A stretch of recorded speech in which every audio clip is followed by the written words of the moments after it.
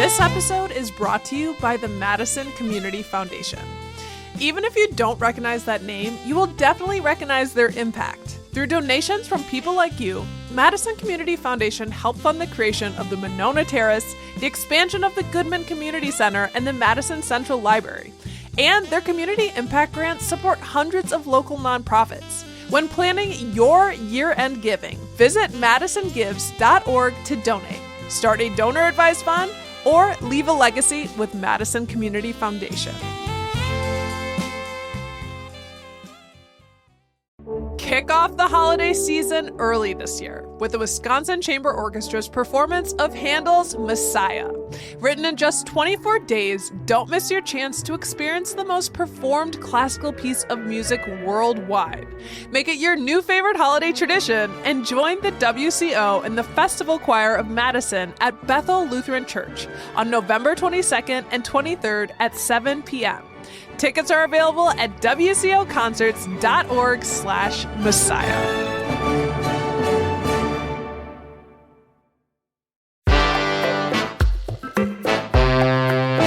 Today on CityCast Madison. It's been pretty well established that Madisonians love birds.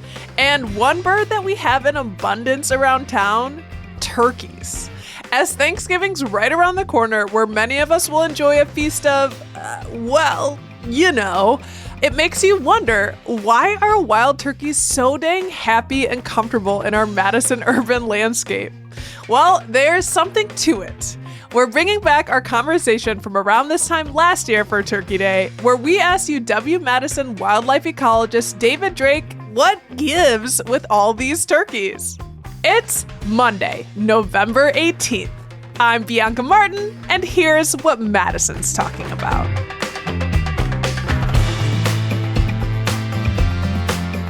David, hello. Well, hello, Bianca. Nice to see you this morning. So nice to see you. Excited about this convo because we're talking about some wild birds today. So why does Madison have so many turkeys? Well, the easy answer to that is Madison has wonderful turkey habitat. And when we think about habitat, it really comes down to four basic areas. So it's food, water, shelter, and then space.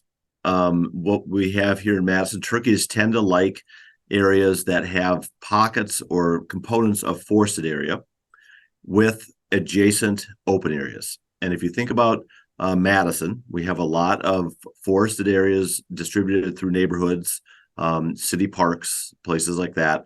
And then we have a lot of open areas adjacent to that. So even in neighborhoods, if you've got a forested area and an outlot, for example, we have a lot of mowed turf. I've seen so many of them at the Arboretum. Yep, that's a perfect example. Yeah, so along the Necker Garden it is ideal turkey habitat, and that's one of the reasons that there's so many there. So they like the trees for a number of reasons. They will roost or sleep in the trees and on the branches at night. So they're off the ground, so safe from predation while they're sleeping. And then they come down to the ground during the day to forage, to move around, things like that. And turkeys, obviously, as a bird, they can fly. But they can't fly long distances. You read my mind. I was a little embarrassed to ask. I was like, have I seen a turkey flying? I mostly see them walking. No, they put little turkey ladders up against the tree and then just hike that ladder up. See, that's what I thought. Yeah. No, they can fly, and they're pretty strong flyers, but they're such a big bird that they can't fly for long distances. So they prefer to walk or run on the ground, but then they'll fly up into the trees at night to roost. They'll come down to the ground during the day to move around, look for food, things like that. So we have a lot of good habitat here for turkeys. There's not a lot of mortality. People aren't trying to hunt them because you can't discharge a firearm in the city of Madison or most municipalities. So the mortality rate. And everyone might low. not know that. What you just said to emphasize that you can't discharge a firearm in the city limits. So people trying to do, take but any... you shouldn't. Yeah, exactly. It's not safe for us. Or the birds. So that's part of it. And then it's pretty good living. There's a lot of food available here. Think about people's bird feeders and all of the oak trees we have. They eat a lot of acorns, a lot of grubs, things of that nature. So it's habitat related. And then the other part of this story is we have certain species that are adaptable to a changing landscape. So to an urbanizing landscape. And turkeys tend to be, surprisingly, one of those species that are able to adapt to a quickly changing landscape with a lot of human concentration, a lot of human impact and footprint. And the interesting thing about that is I'm 58 years old. When I was in school learning about turkey management, we did not discuss turkeys as an urban adapted species. We talked about, in my classes, turkeys out in rural areas, country areas, things like that. And certainly the generations before me, that's what they were taught. So we are now teaching our students about urban turkey management, and that is a relatively new concept simply because these animals have adapted to urban environments. Do we have any sense of how many live in our city? No, but there's quite a few of them. And it's gotten to the point, depending on where you are in the city, that people's tolerance for turkeys is starting to wane or to be reduced a tad bit. There's issues in the Arboretum, for example, with too many turkeys. We've had I've never seen anything like it. And they really do. They look wild. They look like dinosaurs. And they're just they run the Arboretum, as far as I'm concerned. Yeah, sorry, if you actually do run the Arboretum. No, I don't. They're not the only overabundant species there. We have overabundant deer populations in the Arboretum and other parts of Madison as well. So, we see a lot of turkeys, but they're not the only species that is abundant in Madison and throughout other urban areas in the United States.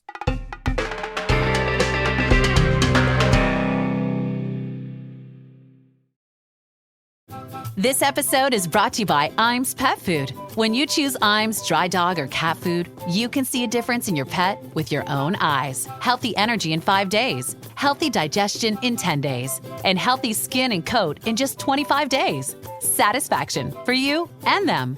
Guaranteed or your money back. Feed Iams dry dog or cat food and see a visible difference. Visit iams.com/difference to learn more.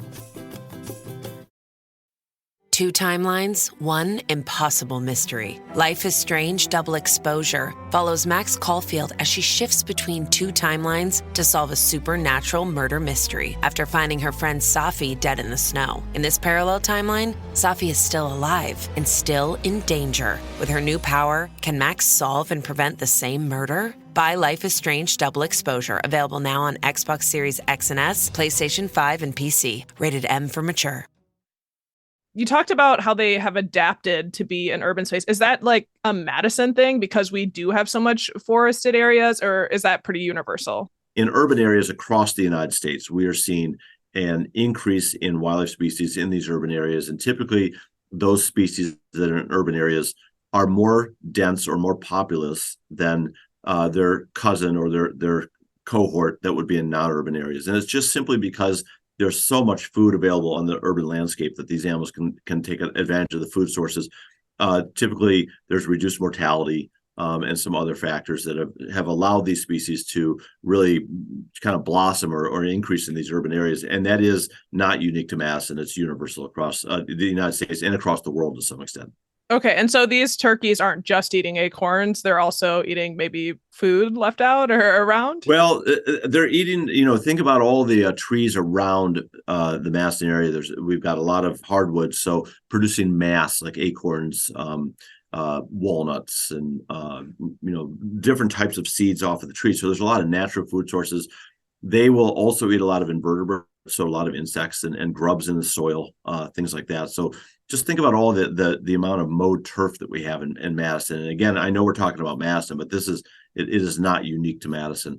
And then, we've got turkeys that are coming to bird feeders. So there's a lot of natural food provision for these animals. But then we have this anthropogenic or human provided food source, both directly and indirectly. And people aren't putting out bird feeders for turkeys, but turkeys are certainly taking advantage of the seed that's dropped on the ground under that bird feeder. And, they're taking advantage of other food sources that might be around our residential areas and things like that. You study turkeys along with many other species as an ecologist. And so I don't want to make light of turkeys, but they do, especially this time of year. It's kind of hard not to. They're kind of goofy. They're kind of goofy. Yeah, 100% agree. They are. But, some people might not want them to be eating out of their bird feeder. And also, I've seen turkeys attack and follow. And there's videos of that. Every now and then you'll hear about like a postal worker or Yeah. even someone on campus being attacked or at least followed. And I guess I'm curious, what kind of things make turkeys hostile to humans? Like,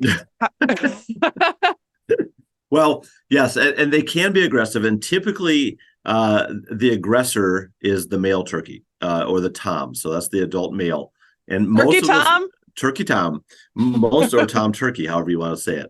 Sure. Most of those aggressive incidents occur in late winter, going into the spring, when the males are starting to surge with hormones in their body because they're going into breeding season. And they can be somewhat territorial, so that one tom will breed multiple females, but he's got to keep all the other toms away from those females. So they can get a little aggressive toward each other. And turkeys don't necessarily distinguish if somebody's in that area. They don't distinguish a turkey from a human being sometimes. Stay away from my woman. Exactly. That's exactly what it is. And we all have been there when hormones are surging through your body. You don't always make the best decisions. Okay. Right. So that's part of it. And then nobody's quite sure why they seem to target mail carriers, but there are plenty of examples and stories where mail carriers have been targeted or run at by aggressive turkeys. And one of the thoughts is that mail carriers, they have gray uniforms, and then they have stripes of red and blue on them. And if you look at a turkey's head, the turkey's head is blue with red appendages on it. And so the thought is possibly that the male turkey is seeing that red and blue, and they're saying, hey, that looks just like the red and blue of another male turkey who's trying to come in and take over my territory or breed with my harem. Okay. So they have something going on in terms of intelligence. Well, yes. So every animal is very intelligent if they're in their own setting. Turkeys obviously are intelligent animals in the sense that they're able to adapt to a quickly changing landscape. They're able to survive in this urban landscape and things like that. So they have a level of intelligence that works for them. Now, that was the most beautiful. I'm sorry, I'm smiling so big right now because that was the most beautiful response to if turkeys are dumb. Well, they're not curing cancer, okay? Right. But they are smart enough to survive in a relatively complicated landscape. I would assume for an animal. Yeah, I mean, because they were basically on the brink of extinction just like 50 years ago, right?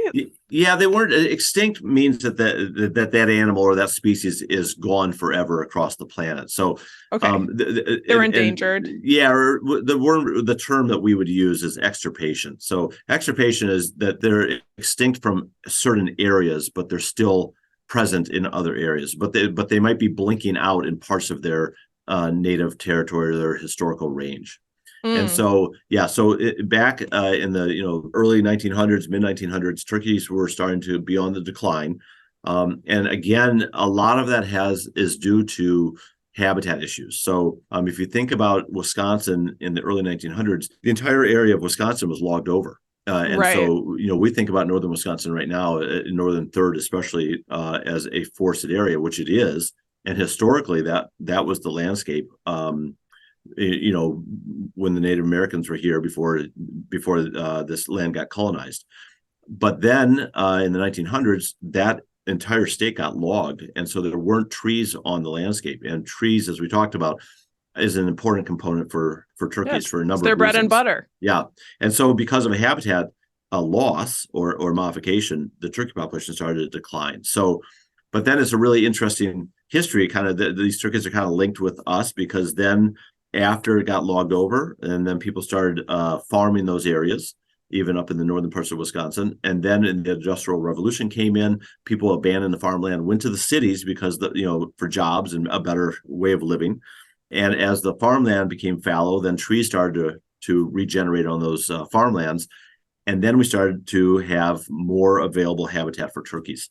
And so then we kind of regrew the habitat, and then the Wisconsin Department of Natural Resources started restocking turkeys. And so they would trade states, and then those states shipped turkeys up to Wisconsin, and then the Wisconsin Department of Natural Resources released turkeys on the land and started to restock the population. Oh my So goodness. there you go. Little quick history lesson. So you study urban coyotes and red fox. Love that. And you study the populations on campus. Are they a threat to the turkeys?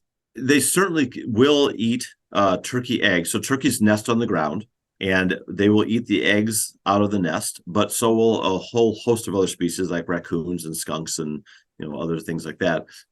They will eat the poults. So that's what we call young turkeys, or poults. They will eat the poults. But once the turkey gets to be an adult size, that's a pretty formidable opponent for a coyote, and especially for a fox. That's a big animal. They can puff up themselves. They can expand their wings. Turkeys have spurs on the back of each of their legs, and so they can use those spurs for defense.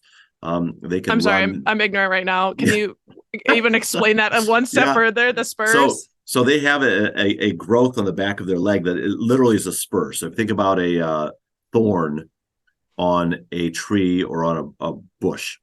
Okay. Essentially, that's what it is on the back of their leg. A stabber. A stabber.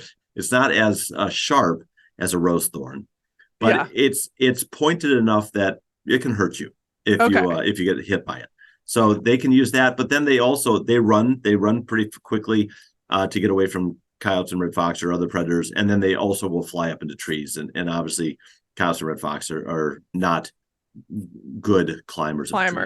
Well, what would you say? It sounds like a lot of creatures are after their eggs. Like, what's a Madison turkey's worst enemy? It's certainly not us people, even though some people are annoyed with that. Yeah. Again, it depends on this life stage. So at the eggs, it can be a bunch of different things, as we talked about. Same for poults. But once you get to be an adult-sized turkey, there really is not much out there that will get you, other than getting hit by a car. That's so vehicle mortality is a primary form of mortality in the city. And there are, because as you've talked a little bit about already, there's an abundance of turkeys in places like the Arboretum and some of the Madison city parks.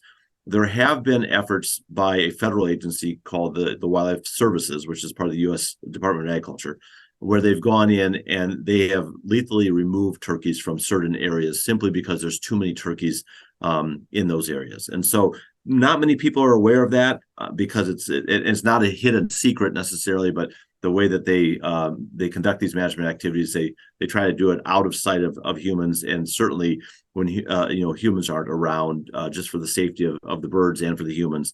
But there are select and very targeted, limited lethal removal programs going on in the city at times.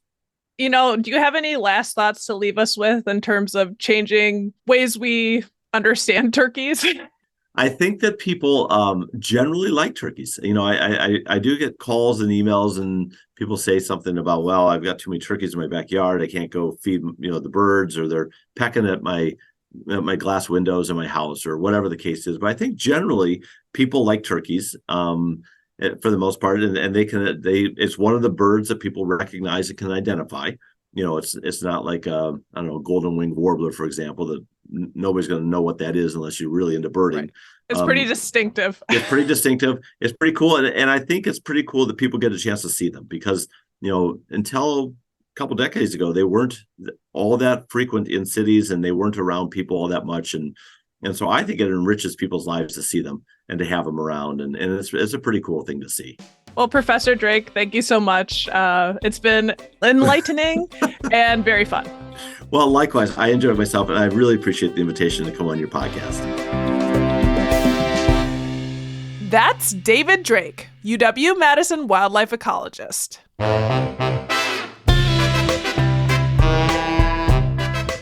That's all for today here on CityCast Madison. I'm Bianca Martin. If you enjoyed the show, why not share this episode with a Madison transplant who moved here from the country? Ideally, they too are thriving. We'll be back tomorrow morning with more stories from around the city. Until then, trot around!